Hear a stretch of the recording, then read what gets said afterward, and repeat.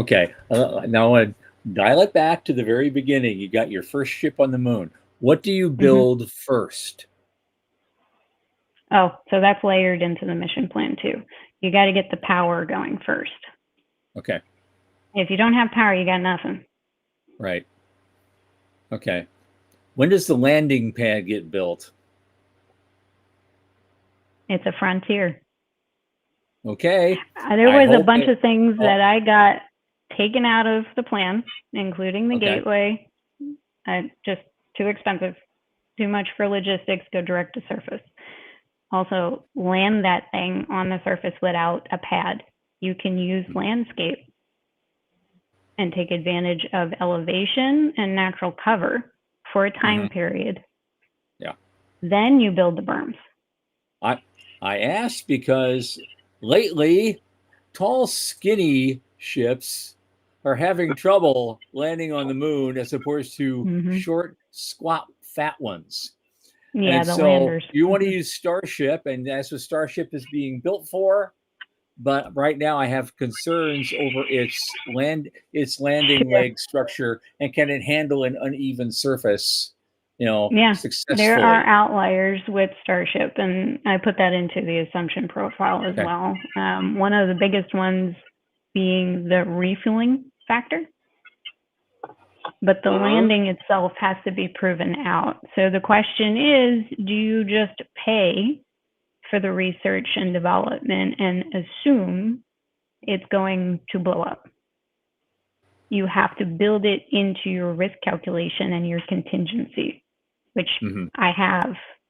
technically. I have over 20% contingency just for flights. Okay. Cool.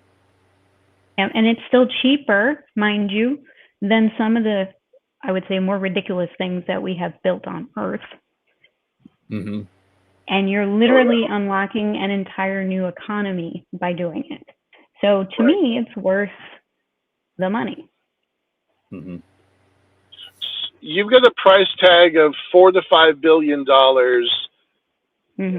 Uh, what is worth the money for that? Right. This is a show about the intersection of money and space. What do you anticipate the ROI of that $5 billion is? So one of the things that I had to look at was getting to ROI sooner. It wasn't a specific margin. It Okay. was just less than the 10-year expected timeline that most investors are just not interested in. So I said originally 5 years. Now, because of the initial budget, the capital commitments up front, not the ongoing costs or the growth costs, Yep.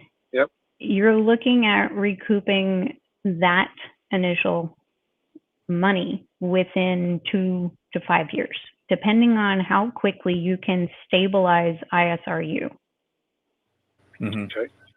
right? Because that's your money maker. You will make a lot of money in an industrial park scenario by leasing out space to tenants, renting out to research, other nation states, other groups that want to do it, private groups that want to develop their products in a low gravity environment, a vacuum environment. But essentially, you're looking at a 2 to 5 year payback versus 10 years.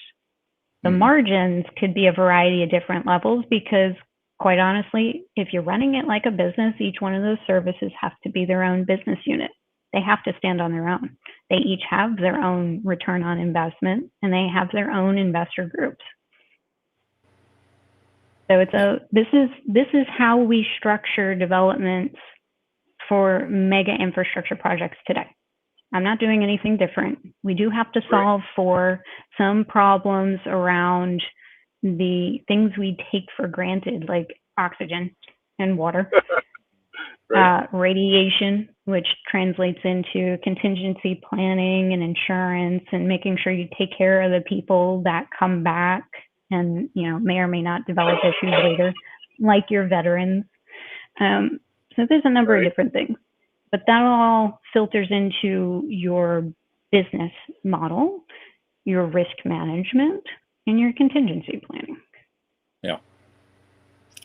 Okay, well, I've never built an industrial park before. I've seen it built on this planet, and so I'm trying to go through also the economics of it, because you're going to have ultimately a variety, hopefully, of customers that are going to set up shop there, and they're going to Mhm. have certain needs and requirements over and above the mere Right. survival part and getting power and getting oxygen and water and things of that nature.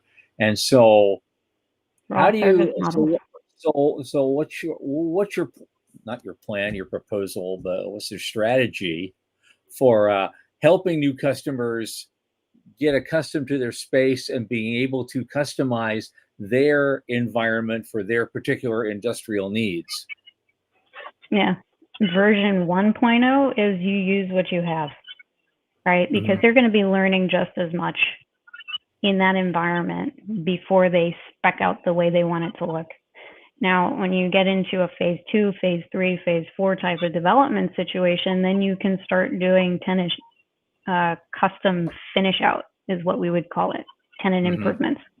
Yeah. Improvements. Okay. Love And there's that. allowances for that, right? So up front, when you are leasing a space, you agree to so much in a TI, which is the tenant improvement charges, and Right. the developer and the construction group take care of those tenant improvements. The handoff to the operations team is the group that actually makes sure that those tenant improvements don't become dysfunctional over time, right? They do the maintenance and repairs. So this model is multifaceted. It's a matter of setting up the facility, leasing the facility or selling it, and keeping it operational for those tenants to not have to think about it. Because if you all try to do it by yourself, it's not going to work. Nope. Nope. Nope. This is a team effort for sure. Yeah. Well, let's talk about team, right? So you took the class. You were, even Jeffrey is like, well, maybe this isn't. Maybe you're biting off more than you can chew here. Right. But it's been 9 months, right? And you certainly have had our attention at LiftPort. Who else is paying attention to this? You've got your presentation in just a few weeks, right? Yeah. There are robotics groups that have picked it up. It's interesting to see that the ones most interested in this kind of situation are the ones that just need to get in the regolith, right? They don't necessarily need the clean room environment yet. They need power. They need some kind of shelter. There are also, I would say, the habitation group. There's one in particular. Their level of interest is that they need a means to validate their design, which again, this translates back into a proving ground because everybody is still outstanding on the final TRL piece, which is it works in situ. They might have validation that it works in low Earth orbit, but nobody's gone back, right? Right. So if they go and drop a habitat and they don't have to worry about power, well, isn't that a nice feature, right? So, Right. also, one of the things that I've been trying to do this week is work through the ISRU piece.